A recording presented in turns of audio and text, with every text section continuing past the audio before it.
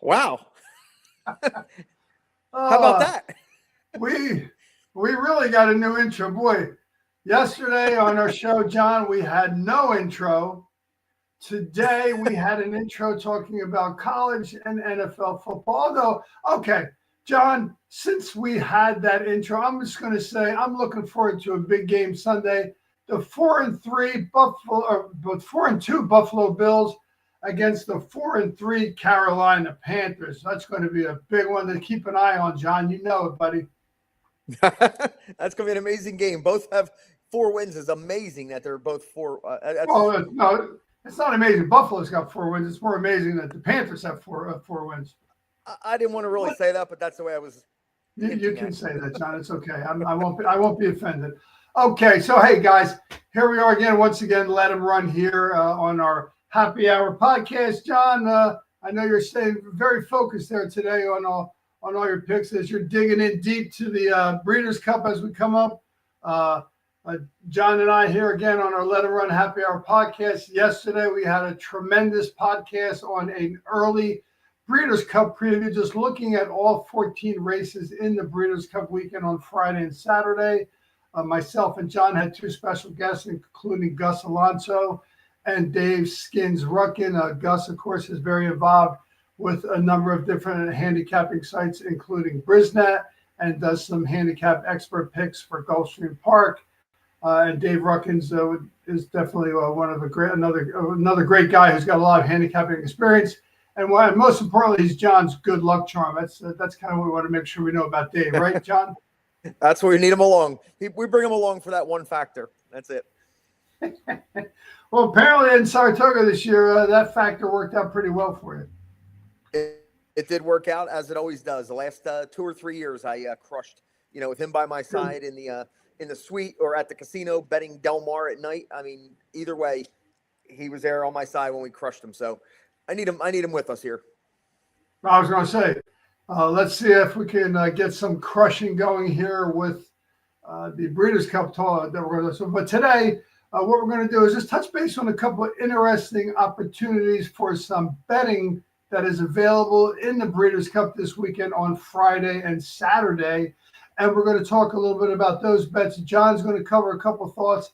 I'm going to cover a couple of thoughts. And we're going to take a deep dive into a Kentucky Downs prep race that is being run on Sunday, October 26th at Churchill Downs, the site of the Kentucky Derby. And that is something to bear in mind when we will talk about that, John. But, John, let's go ahead and cover a couple of thoughts that you have on some bets you're keeping an eye on in this Breeders' Cup weekend, John. Basically, now my handicapping starts. That last night's show was just a great way. If you missed the show last night, it's on YouTube, Capital Sports Network. Go back and check it out. We just did a real quick, 2 to 3 minutes on each race, some thoughts, something to look at, something to handicap on your own. So I'd advise, go back and check that out. It was a lot of fun, and it got my wheels turning. And today I was about, 4 or 5 hours deep this morning with earbuds in, listening to podcast. And I taped the Breeders' Cup, Breakfast at the Breeders' Cup on FanDuel today. Every day I tape that. It's 3 hours a day. It's long, but you can fast forward through some things that you don't, necessarily are interested in. But such inside information and in the barns and talking to the trainers, invaluable to, watch these horses work out. It's like you're at great Del Mar. show. That's a great show to definitely tune into, yeah. Yeah, put that, on your DVR and tape that show for, the rest of the week. It's, 7 more days. So preparing, looking at the races, and that brings up, what we were talking about, the different types of bets that basically you can only make them, basically twice a year where it really is in your favor when you have enough horses and you have enough value where you could generate equity on your picks. Kentucky Derby weekend and Breeders' Cup weekend. These type of bets don't normally pan out if you're betting Parks on a Tuesday afternoon, or if you're betting, Laurel on a Friday afternoon. Just not enough horses, not enough equity, not enough value. So this is a great time. We got 12 to 14 horse fields. There's always surprises. You can't handicap some of them, and you're like, wow, where did that come from? And that just generates boxcar payouts. So the first strategy I'm going to, tell you to definitely use this weekend is the pick three. The 50-cent pick threes pay a ton of money if you could be right with maybe one race where you single a horse, another race you maybe use 3 or 4 deep, and another race you hit the all button and hope for total chaos and get that $80 winner, and then you got $1,000 pick three no matter what happens. So, and that would be maybe about a $15 bet. So you got 12 horses by 3 is 36. Your key horse, $18 bet for 50 cents. Then, since it's a rolling pick three, you could move and then go with your key horse as the second race or the key horse as the first race of a pick three. So just move around where you find a horse you like a lot, lean on them, take a shot, and spread in at least one of the other 2 races. If you get a spread in both of them, that's where you really could blow up the tote board. So I'm going to be playing a lot more pick threes this year than I have in the past. I think that's an excellent observation with pick threes, because 50-cent pick three, that's different than what you typically see. And most importantly, John, the best point you made among many points was, hey, Breeders' Cup, there is chaos. There's going to be chaos. There's going to be races where you thought you handicapped it well, and most likely you might have, but then there's going to be some horses that come in that you couldn't put your finger on, but they could blow up the tote board for you in your pick threes. And then in the other bets that you're going to get, including one of the other bets, John, that you mentioned, which is the 10-cent superfecta, which is available, John, I think this weekend at the Breeders' Cup or next weekend. Yeah, it's available, all weekend at the Breeders' Cup this year, 10 cent. So you really could, spread out and not necessarily like box. I mean, that's something I don't like, boxing 4 horses or boxing 5 horses. If you box 4, all 4 got to be 1, 2, 3, 4 in some order, but you're leaving no room for, something else to happen. So when I structure a superfecta, I'll key 1 or 2 horses in the win end. Then I'll go a little deeper in the next end, and just try to get as wide as you can for 4th and 3rd, because that's where really the chaos can happen. And we did cover it in one of the shows about like the Christmas tree structure, where you start out with 2 and you make it 4, and then you go 5, and then you go 6 on the bottom. And with a 10-cent increment, you're not talking a lot of money. You could do it for $6 to $12 and have a lot of fun with it. And then also where you go short, if your key horse is on the front end, you might want to move them down a spot into the 2nd spot, into the 3rd spot, and spread out on the win end, on the 2nd place end, and have your keys running possibly 3rd, which would trigger a bigger payoff most likely.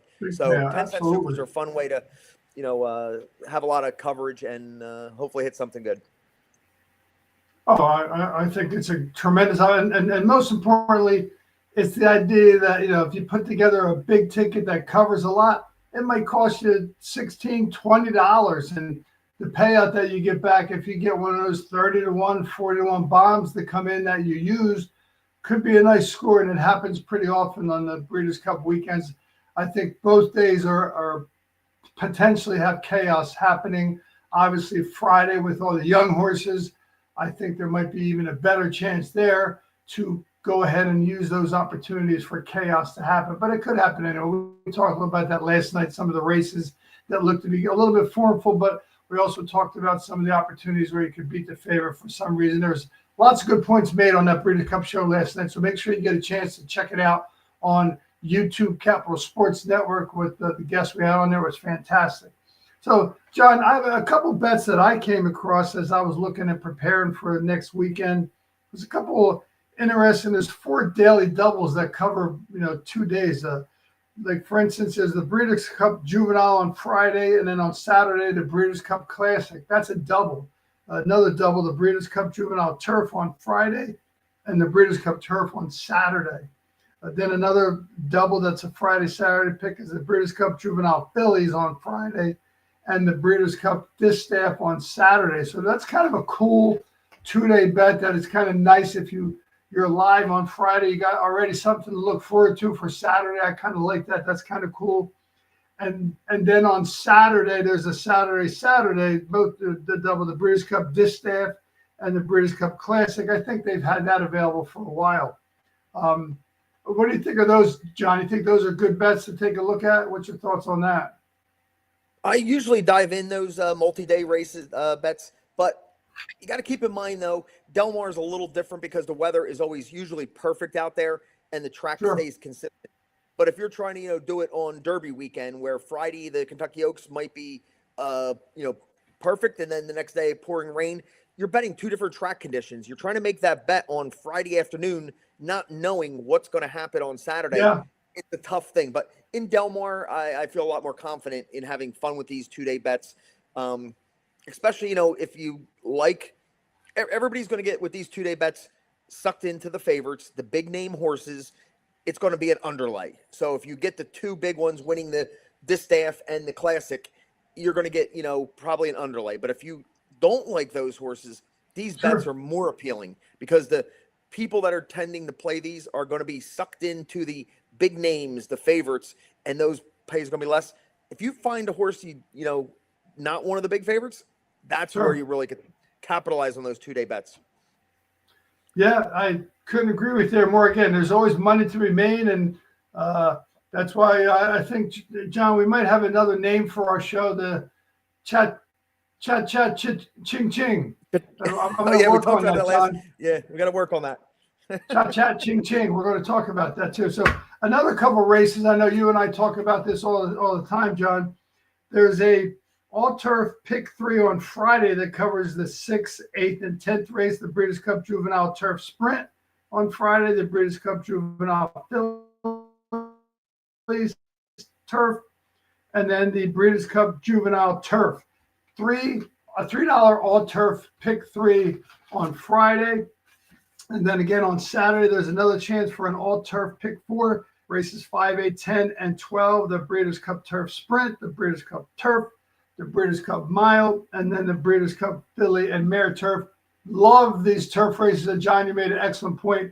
Make these bets multi-day or multi-race bets over a couple of days. You don't know what's going to happen with the turf, especially if you're in a situation where you're looking at a track or the next day. You're right. Del Mar, it's going to be dry. It's going to be fast. So if you're looking at breaking down some turf races and doing your handicapping based on a fast track, I think you're going to get that, John. So I like these bets. I know you like them too, John. I love the $3 increment, but it does get costly. So you got to take a stand. You got to have probably a single somewhere out of those 3 races to make it work. If you want to spread in another race, you can't go 3 by 4 by 3.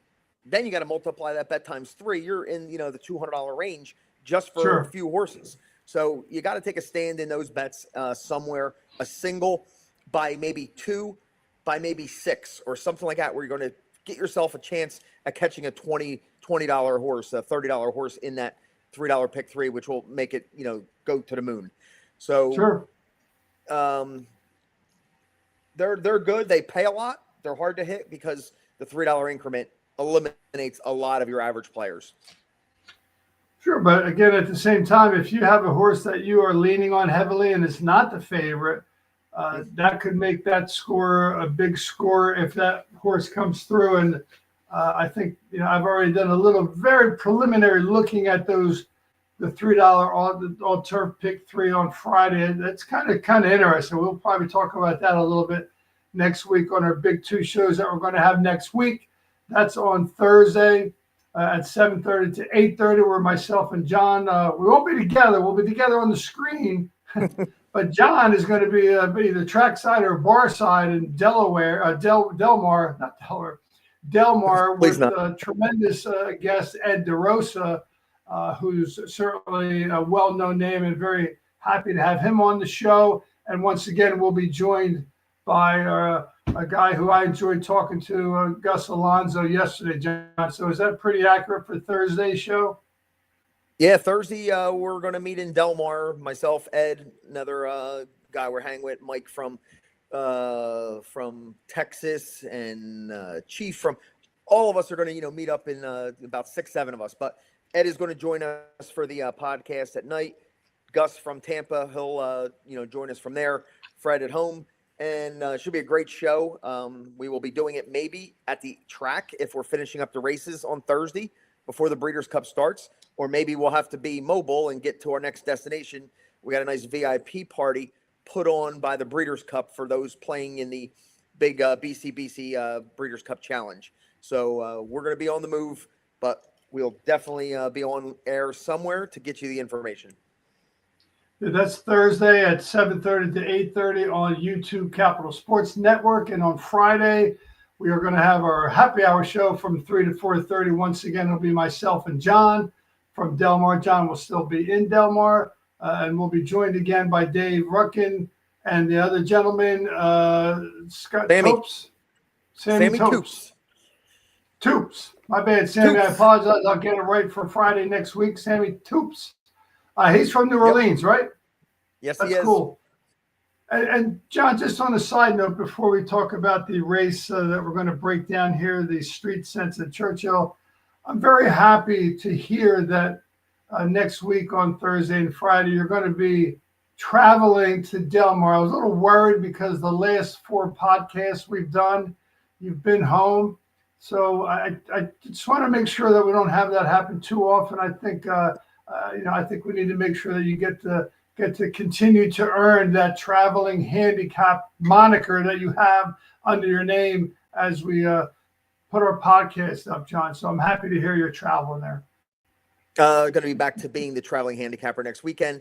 And then before the holidays, I guess the racing slows down a little bit. My travel will slow down. But then looking at my travel schedule for next year, 2026, starting in January, every single month, I got something big planned that I am on the move. So who knows where you're going to pinpoint me down at. Well, John, it'll be our pleasure to follow you around. I think I may end up trying to get a graphic up here, a map at some point, and put some pins on it on every place that you've been on our podcast. And I think we're going to have lots of lines and lots of dots everywhere. So, okay.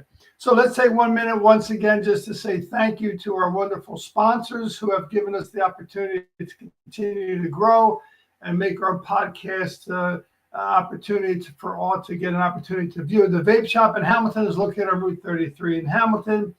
They have all your vape supplies and a full selection of top-selling CBD. And our other sponsor, our good friend Case's Pork Roll. They've been family-owned and operated since 1870. And trust me, try Cases for the taste. I know you won't be disappointed. There's good stuff there. So, John, let's go ahead and dive in here to this Churchill Downs 1 1/16 mile on the dirt. I looked ahead to Churchill Downs on Sunday. It does look dry and clear there, so we're not expecting any moisture to affect it. But there is a nice compact field of 7, but I think there are some very good runners in here. John and I will go through the races and the horses. So let's start with the number 1 horse, John Vost. The Street Sense stake last year. Who broke their maiden by winning this stake race? This very race, put himself on the map last year. Mr. Dan? Sovereignty. Sovereignty. Oh, Sovereignty wow. Was 0 for 2, won by 5 as a maiden. He won this race, and the rest is history. From that point on, he turned into the super animal that he is. So can we see something similar this year? Somebody winning this race that goes on to be the champion that Sovereignty has become. So interesting. Great race you picked out here, Fred. Absolutely, fun to see the horses run over the track they're going to run the Kentucky Derby. Sure. So that has a lot to play about it, and maybe somebody really loves this track. So we'll see. But, it is a compact field, but interesting about each horse. Vost, I'll start with him. One of the 2 homebreds in the field. The 1 and the 2 are both homebreds. Everybody else was bought at auction. Sure. OXO Equine kept this horse. They bred it. So, and the horse that beat him last time, Comport, ran second in that race. He ran third behind Comport. Comport's entered in the Breeders' Cup. So he held up, good class lines leading in. He did go the 1-turn mile at Churchill. Now they're going the 2-turn mile on a 16th. So that 1-turn mile, definitely different than this mile on a 16th.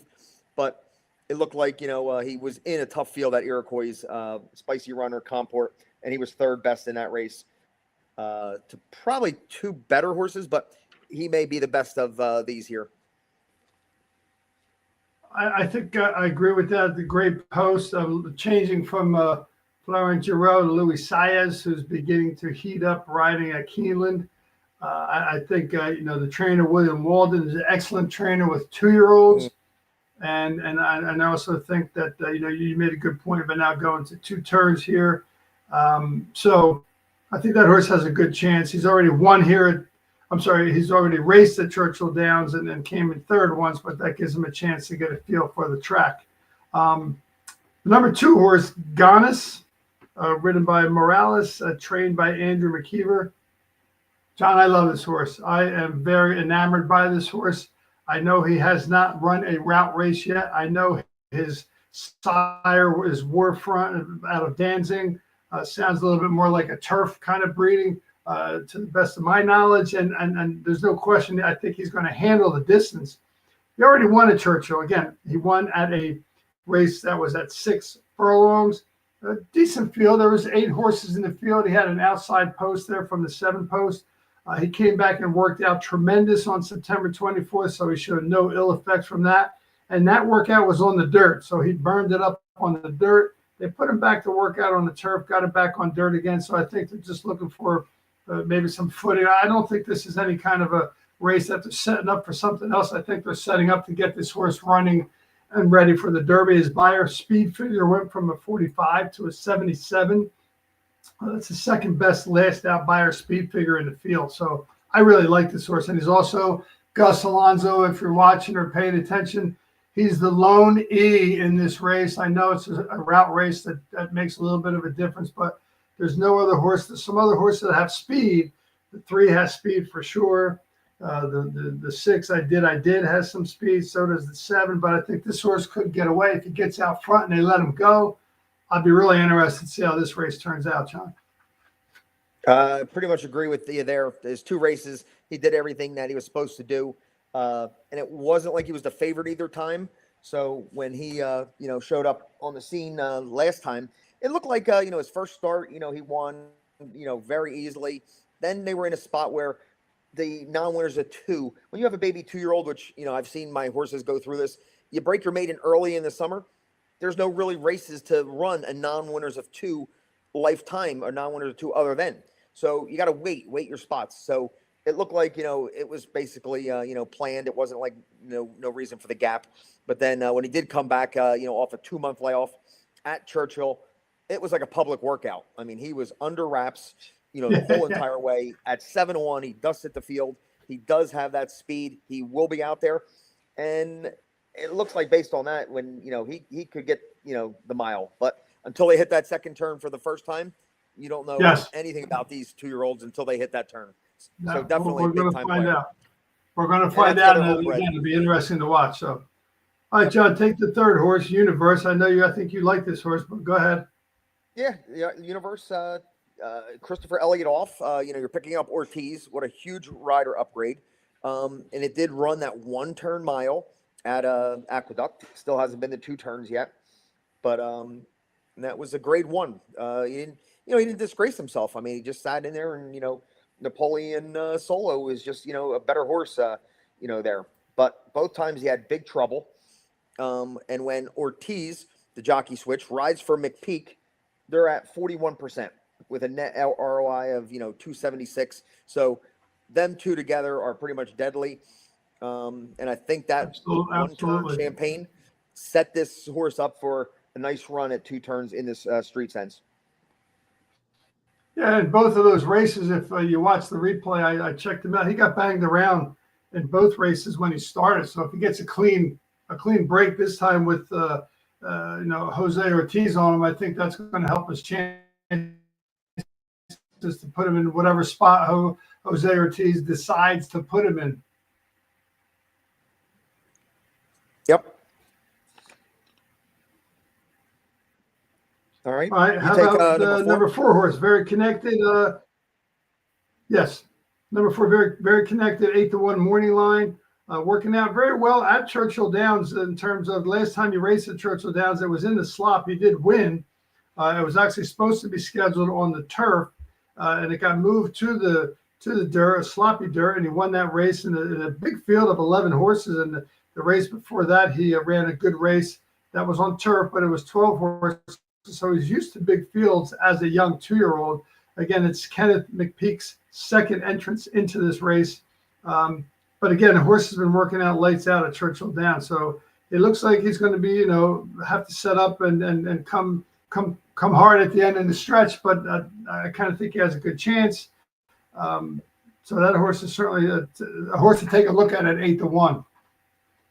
Yeah, this horse, it looks like, his first start, they just gave it, a run around the track, getting him ready to have one under his belt for them big maiden special weights, 178,000 at Kentucky Downs.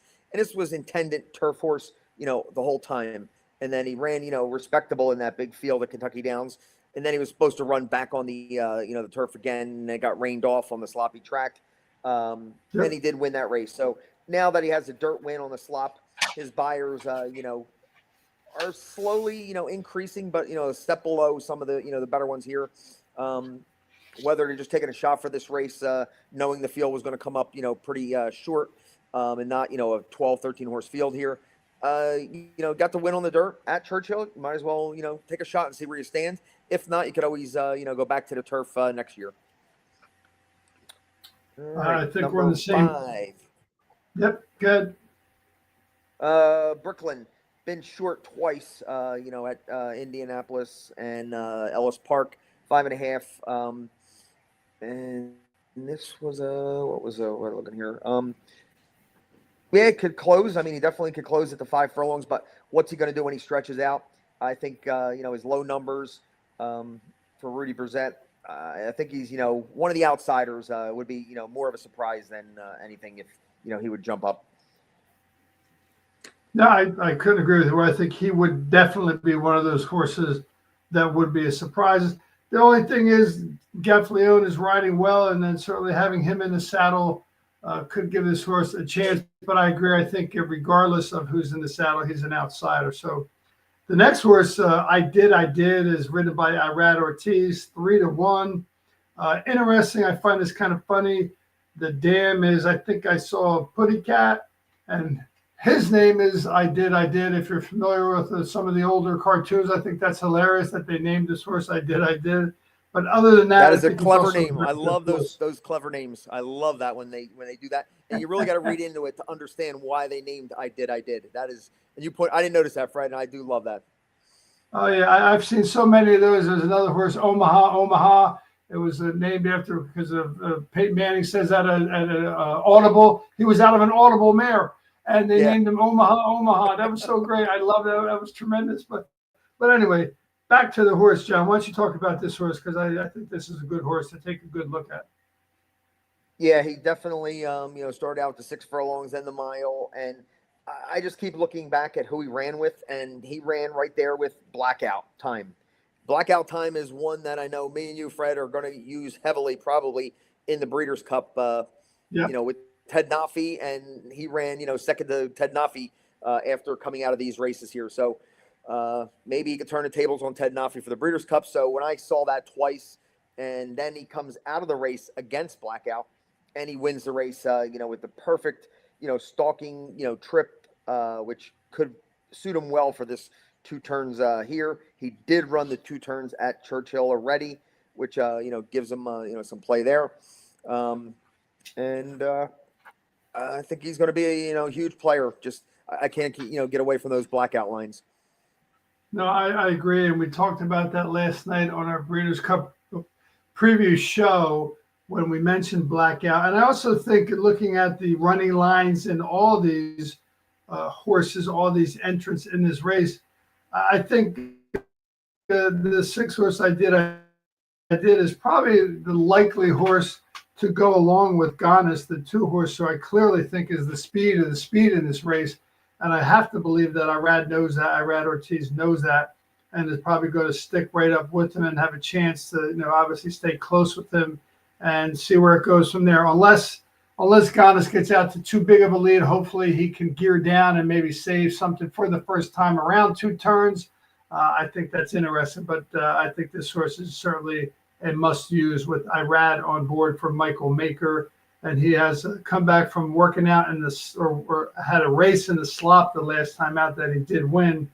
to working out at Churchill Downs on the fast track, put up some good workout numbers, John. So I think we need to look at that horse, and I agree with that blackout situation very much. Last horse in the race, incredible, the number 7, 7-2 Morning Light. Also kind of has some speed. Spire speed figure went up tremendously when he went from 6 furlongs to a 1-turn mile at Churchill Downs.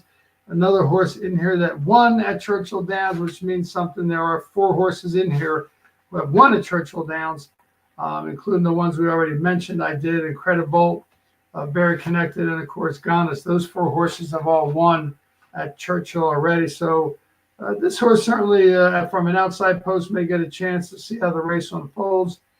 Last race, he was on the rail, ran a very big race from the rail, looked very impressive, and now gets a chance to go to the outside and see how the race unfolds, John. That's kind of an interesting horse to me at 7-2. I mean, he's certainly going to be one of the favorites come post time. Yeah, I think this is number 7 out of 7 interesting horses here. So, nothing would totally shock me. How to narrow it down, I'm not sure. Incredible, like you said, from the outside, I think could get that nice stalking trip and just sit on the outside and make his move, when he wants to out there. Not the need the lead type. And you mentioned I did, being able to sit up there close with Ganas, and maybe he'll get the first run on some of these, not deep closers. None of them really are deep closers, but they're, going to come from off it. So interesting to see how the race runs. It's Ganas, to get out there and, go as far as he can, as fast as he can, and see what they got there. And then who could pick up the pieces if Ganas, doesn't, continue on. But a well-balanced, fun field to see, who could be the superstar for next year. And I think the point you made earlier about Sovereignty came out of this race and obviously became a superstar. You even said he was still entered in this race as a maiden, so that's even more impressive. There are no maidens entered in this race. They've all had at least one win under their belt. But I agree. This race is going to be a very interesting race. So on Sunday, between the football games that you're watching, be sure to check this race out at 5:25 Eastern Time. The Street Sense, a Grade 3 Kentucky Derby prep race with a nice field of 7, John. So I think that'll give us something else to look forward to on Sunday.